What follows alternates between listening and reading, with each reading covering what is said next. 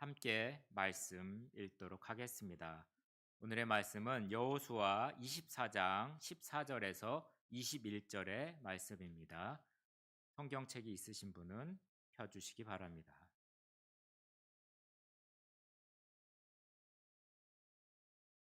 제가 한 절, 여러분이 한 절씩 교독하도록 하겠습니다.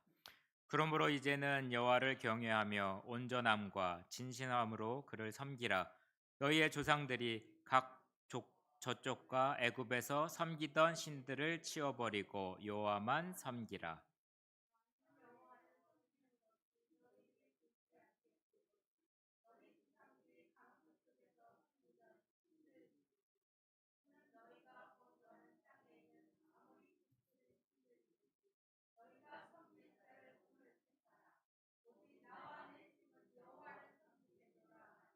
백성이 대답하여 이르되 우리가 결단코 여호와를 버리고 다른 신들을 섬기지 하지 아니하오리니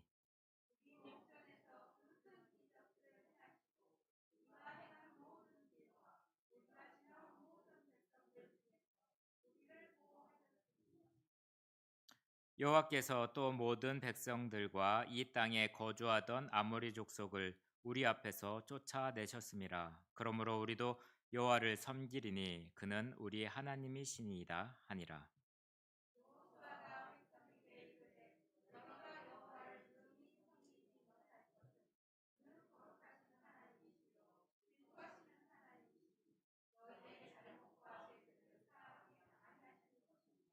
만일 너희가 여호와를 버리고 이방 신들을 섬기면 너희에게 복을 내리신 후에라도 돌이켜 너희에게 재앙을 내리시고 너희를 멸하시리라 하니 함께 읽겠습니다. 여호와께서 말하되 아니이다 우리가 여호와를 섬기겠나이다 하는지라.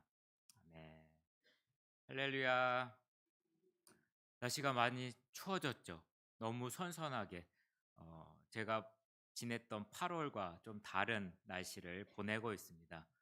지금 파리에서는 어떤 행사가 진행되고 있죠? 올림픽 오늘 끝나는 걸로 알고 있습니다. 혹시 어, 자주 확인하시나요? 한국이 몇 등인지 미국이 몇 등인지 어떠신가요?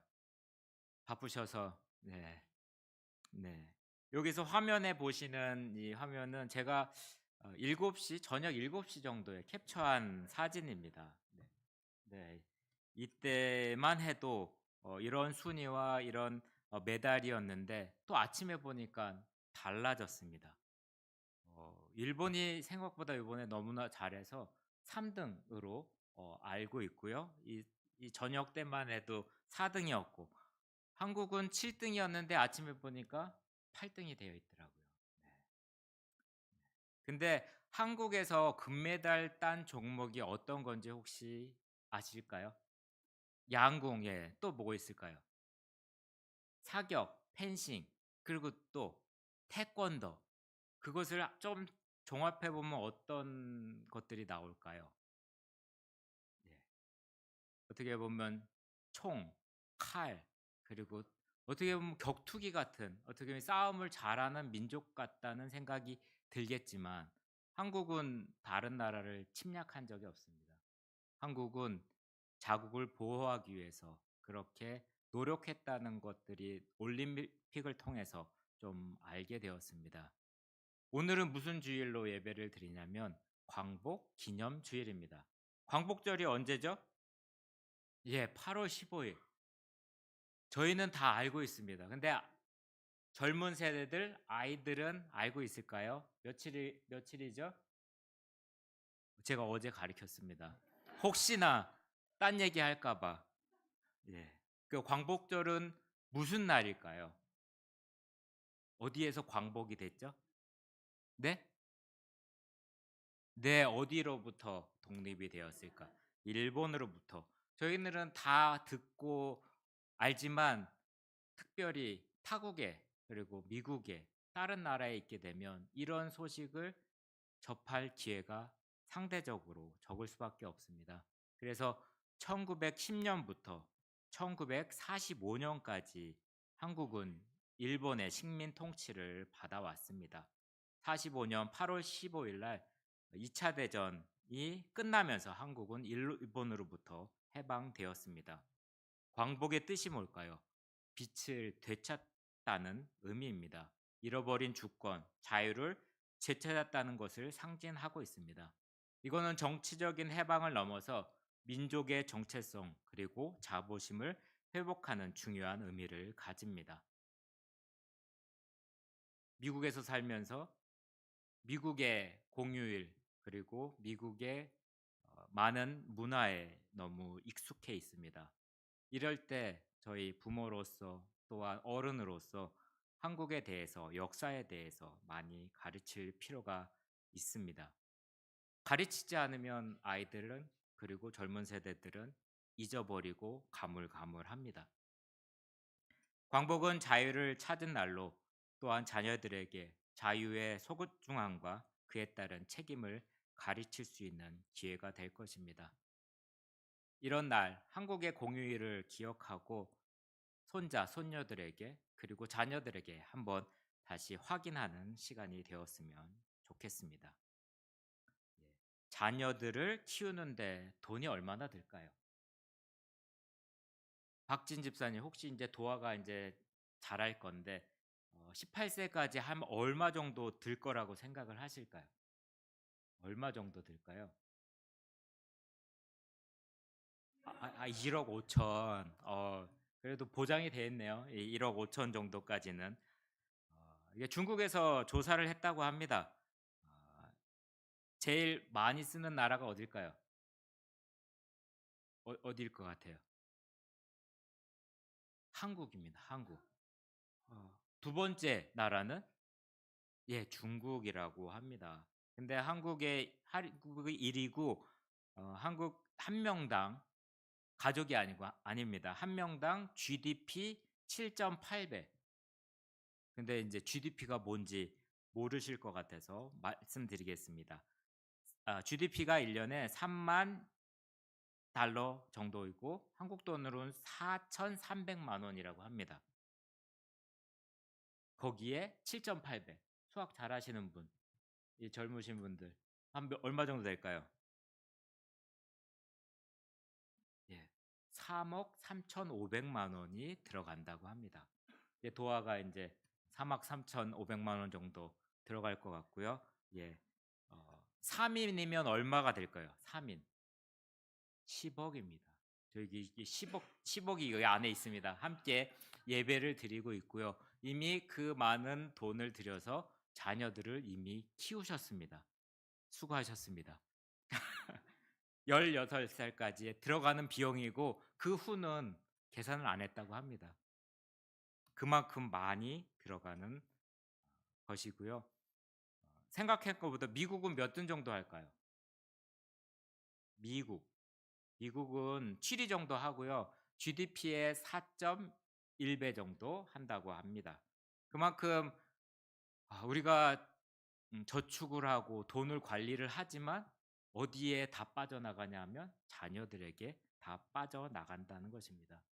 우리는 하나님의 자녀임과 동시에 이 땅의 청지기로 이 땅에서 하나님께 받은 재물뿐만 아니라 자녀들 또한 우리에게 맡기셨다는 것입니다. 맡긴 그 자녀들에게 어떻게 했어야 했고 어떻게 해야 되는지 오늘 말씀을 통해 깨닫기를 소망합니다. 함께 기도하시겠습니다. 사랑과 은혜가 충만하신 하나님 아버지, 오늘 이 자리에 모인 우리 모두를 축복하여 주시옵소서. 광복절 기념주의를 맞이하여 우리의 민족이 겪은 고난과 그 속에서 이루어진 해방의 기쁨을 되새기며 하나님의 크신 은혜와 사랑을 찬양합니다. 이 시간 우리의 마음을 열어주시고 하나님의 말씀을 통해 우리의 삶을 돌아보며 자녀들에게 올바른 역사와 신앙을 전할 수 있는 지혜를 허락하여 주시옵소서. 우리에게 맡겨주신 자녀들을 하나님의 뜻에 따라 양육하며 그들이 이 땅에서 빛과 소금의 역할을 감당할 수 있도록 인도하여 주시옵소서. 예수 그리스도의 이름으로 기도드립니다. 아멘.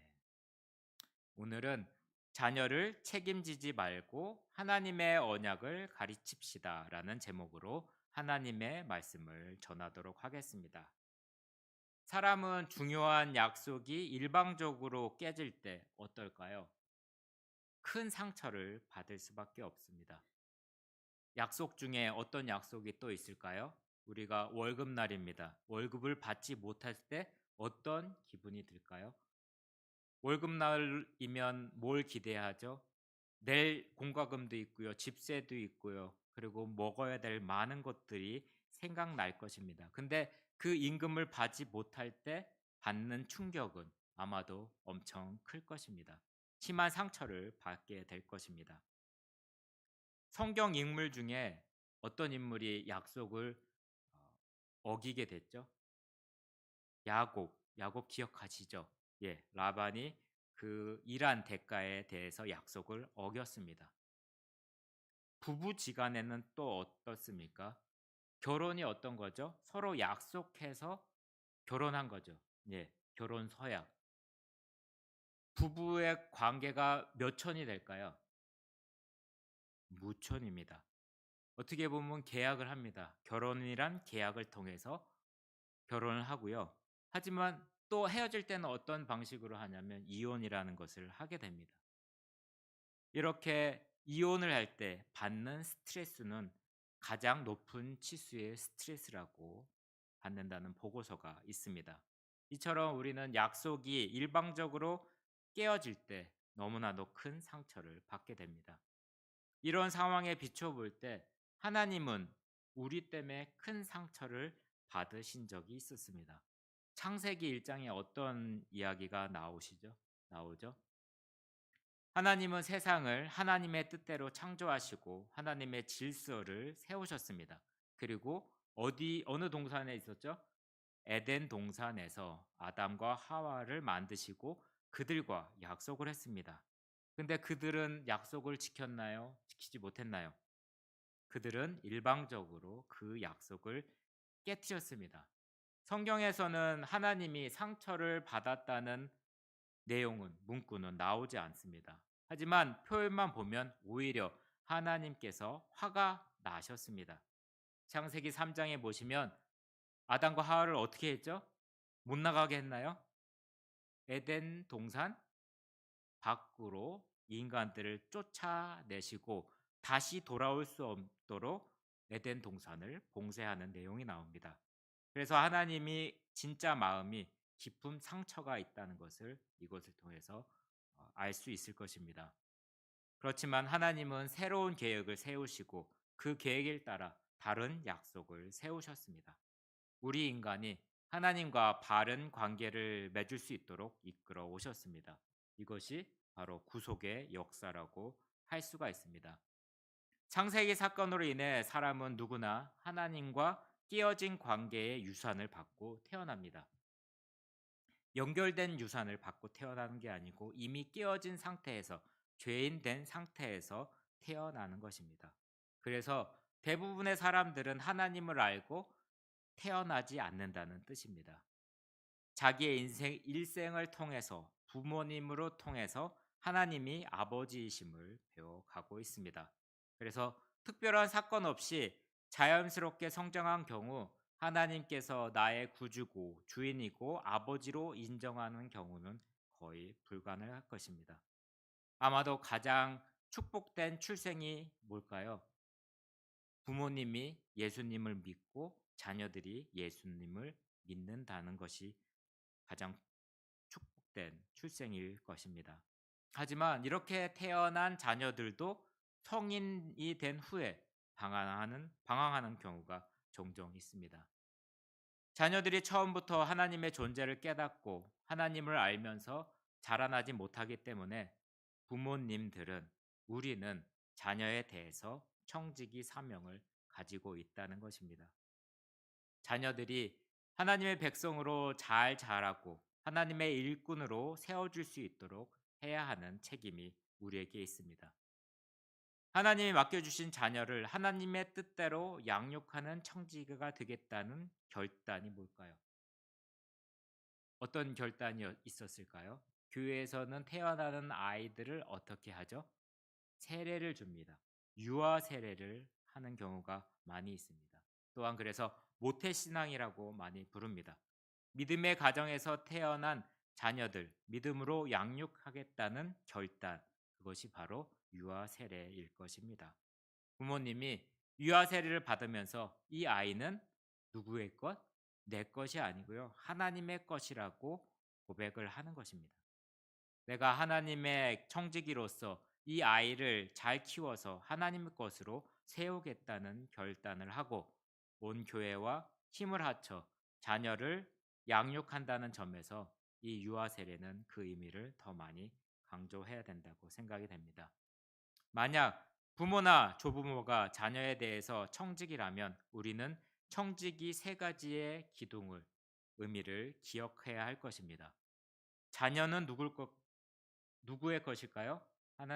하나님의 것이고 또한 하나님의 뜻이 자녀에게 있으며 하나님이 자녀의 청지기에 대해서 셈할 때가 있다는 것입니다. 그냥 재물만 가지고 확인하고 셈을 한다는 것이 아니라 우리에게 주신 자녀들 또한 확인하고 셈을 하신다는 것입니다. 부모는 하나님을 향한 신앙을 자녀들에게 가르쳐야 될 책임이 있습니다. 그런데 자녀의 청지기가 되는 일은 쉽죠? 참 어렵습니다. 우리 자신이 먼저 영혼과 재물, 재능의 청지기로서 충실하게 살고 있을 때 자녀의 청지기도 될 수 있을 것입니다. 우리가 온전하지 않고는 자녀들에게 하나님을 가르칠 수 없을 것입니다. 자녀의 청지기로 사는 것은 쉽지 않습니다. 자녀의 청지기로 사는 삶은 공식도 없습니다. 부모의 믿음이 좋다고 자녀의 믿음이 꼭 좋을까요? 자녀의 믿음이 온전하지 않다고 부모님의 믿음이 약한 것도 아닙니다.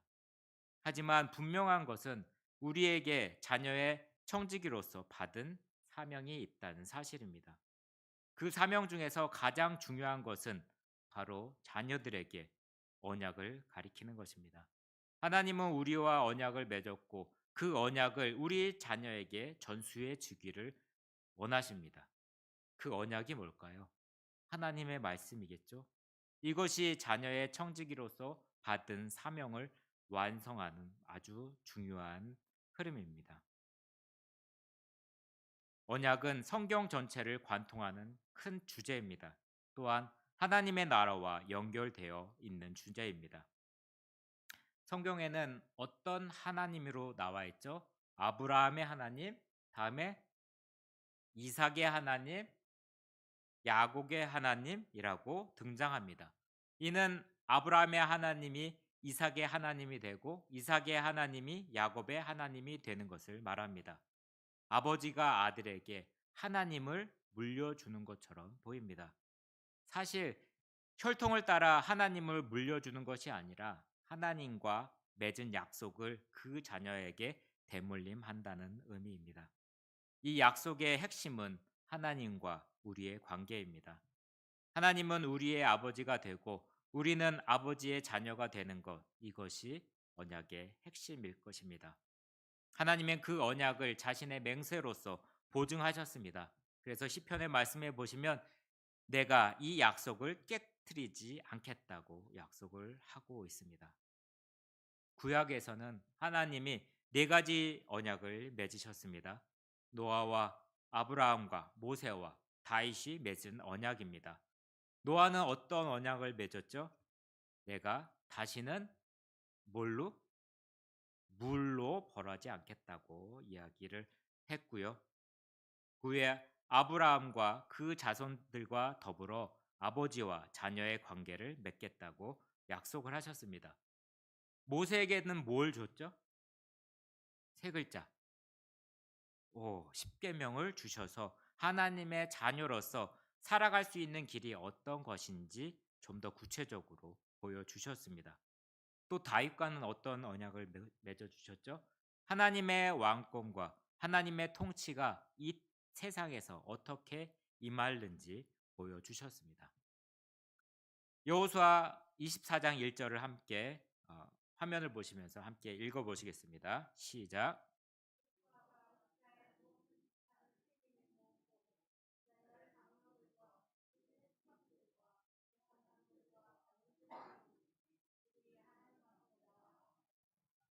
이것은 여호수아의 고별 설교의 때입니다. 세겜이라는 곳은 아주 중요한 의미를 가지고 있고요.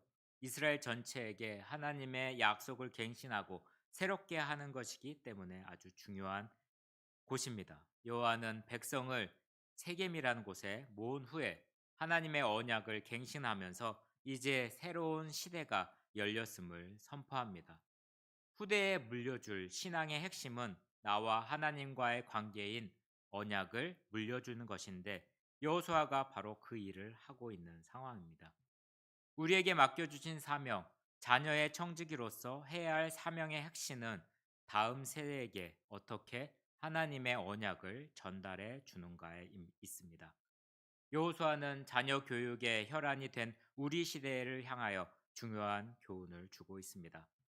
다음 세대가 부족한 것 없이 풍족한 환경에서 자라 선택권이 넓어질 때 그 선택권 안에는 어떤 선택권도 있냐면 하나님을 택하지 않을 권리도 포함된다는 사실을 주목해야 할 것입니다. 여호수아는 그 시대가 다가오고 있음을 통감했고 그래서 여호수아와 하나님과 맺은 언약만큼은 다음 세대가 자라서 지키고 살 수 있도록 지금 시대가 유산으로 물려줄 수 있도록 이야기하고 있고 경고하고 있습니다. 그렇다면 오늘 우리 자녀들을 향한 우리의 마음도 비슷하지 않을까요? 갈수록 신앙생활을 제대로 하기 어려운 환경입니다. 그래서 자녀의 청지가 된다는 것은 마치 전투와도 같습니다. 전투와 같은 이때에 우리가 집중해야 할 것은 가장 중요한 것을 붙잡아야 할 것입니다. 가장 중요한 것은 내 삶으로 보여줄 때 자녀들은 하나님의 언약을 바로 세울 수 있을 것입니다. 그래서 여호수아는 언약을 붙들라고 말하고 있습니다. 그리고 언약이 무엇인지를 설명해 줍니다. 이 언약의 내용을 우리가 꼭 알아야 할 것입니다. 그것은 바로 하나님과 인간이 맺은 것입니다. 인간은 하나님을 자기의 왕이요, 주인이요, 아버지로 섬길 것을 약속한 것입니다. 이때 하나님께서 우리에게 두 가지를 제공해 주셨습니다. 첫 번째는 자기 백성들을 보호하신다는 것, 두 번째는 그들을 위해서 공급하신다는 것입니다. 그래서 성경은 자녀인 우리에게 하나님을 향해서 두 가지 일을 해야 된다고 말씀하고 있습니다. 첫 번째는 하나님만을 섬기는 것이고요. 두 번째는 뭘까요? 하나님의 영역을 이 땅에서 더 넓게 펼치라는 것입니다. 즉, 이 땅을 하나님의 권능으로 정복하라는 것입니다. 이 두 가지가 잘 이루어질 때 언약 관계는 온전히 이루어진다는 것입니다. 혹시 신앙생활을 하는 이유가 하나님이 우리의 필요를 채워주시기 때문입니까? 어떠신가요? 하나님께서 우리의 필요를 채워주십니까? 그쵸? 예. 반대로 만일 하나님이 내 필요를 전혀 채워주지 않는 분이라면 신앙생활을 왜 해야 할까요? 하나님은 우리에게 공급해 주시고 채워 주신다는 것입니다. 하지만 여기에서 주의할 점은 뭐냐면 내가 원하는 방식으로 내가 원할 때에 하나님께서 주시도록 요구할 권한이 나에게는 있다 없다? 없습니다. 없다는 것입니다. 하나님의 뜻에 맞춰서 저희에게 공급해 주신다는 것입니다. 우리의 신앙은 그저 하나님께 우리를 보호해 달라고 요청하는 것입니다. 하나님은 그렇게 요청하는 우리를 보호해 주십니다. 우리를 보호해 주시는 방법이 내 방법과 다를 때가 있습니다. 내가 하나님을 잘 몰라서 이해가 잘 안 되는 그 방법입니다. 하나님께서는 우리를 보호해 주실 때 대표적인 방식이 있습니다. 까마귀 보호, 독수리 보호, 울타리 보호입니다. 이해가 되실까요? 까마귀 보호는 내가 필요한 것을 아주 특별한 방법으로 공급해 주시는 것입니다. 이것을 우리는 기적으로 부르고 이것을 간증이라고 이야기할 때가 많이 있습니다. 또한 하나님은 정반대 상황도 만드십니다. 우리를 어떤 상황에 몰아넣습니다. 힘든 상황에 몰아넣습니다. 이것이 바로 독수리 보호라고 할 수가 있습니다. 한편 울타리 보호는 하나님이 가장 많이 사용하는 방법입니다. 욥기를 보시면 잘 알 수가 있습니다.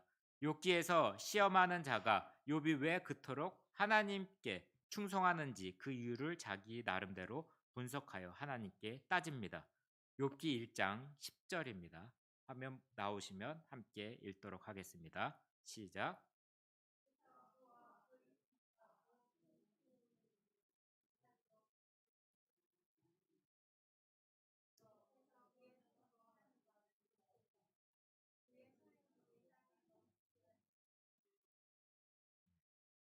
우리 자녀가 하나님의 자녀라고 믿고 우리가 자녀의 청직이란 사실을 고백한다면 하나님께서 우리의 자녀를 뭘로 보호하신다고요?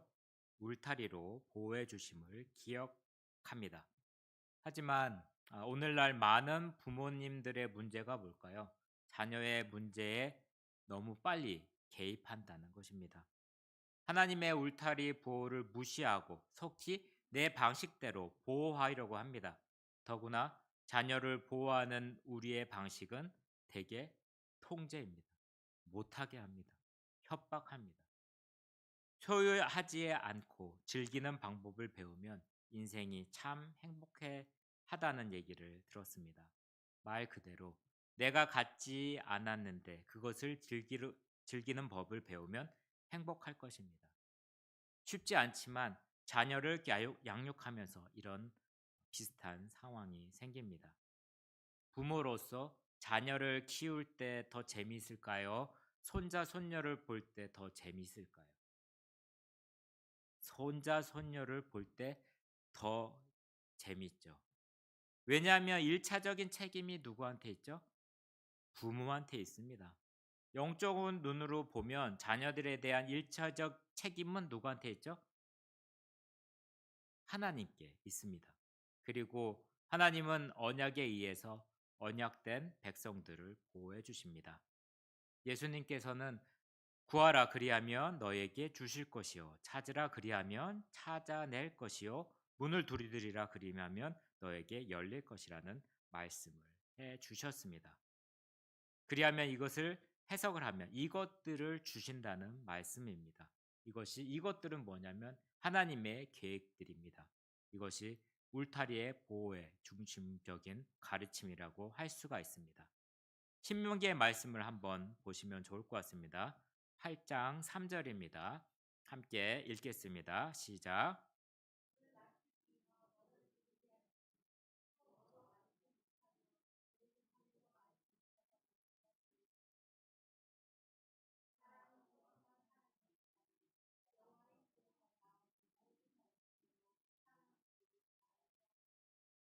아멘. 하나님은 우리를 보호하실 뿐만 아니라 우리의 필요를 공급해 주십니다. 하나님이 공급자란 사실을 아는 것, 이것이 청지기 정신의 꽃이 될 수가 있습니다. 자녀를 키울 때 나 혼자 키는 것이 아니라 1차적인 책임은 하나님께 있고 저는 청지기로서 자녀들을 잘 관리하고 보호하면 된다는 것입니다. 그들이 섬기는 나라를 내가 징벌할 것이요 그 위에 내 자손이 큰 재물을 이끌고 나오리라. 이 내용은 창세기 15장의 내용입니다. 이스라엘 백성들이 이집트에 잡혀갔을 때 몇 년간 종살이를 하게 되죠? 400년 동안 종살이를 하게 됩니다. 그때 애굽에서 나올 때 어떻게 나오죠? 뭘 가지고 나올 수 있을까요? 아무것도 못 갖고 나왔겠죠? 도망 나오냐고? 그쵸? 예. PPT를 한번 보시면 12장 35절, 36절입니다. 한번 읽겠습니다.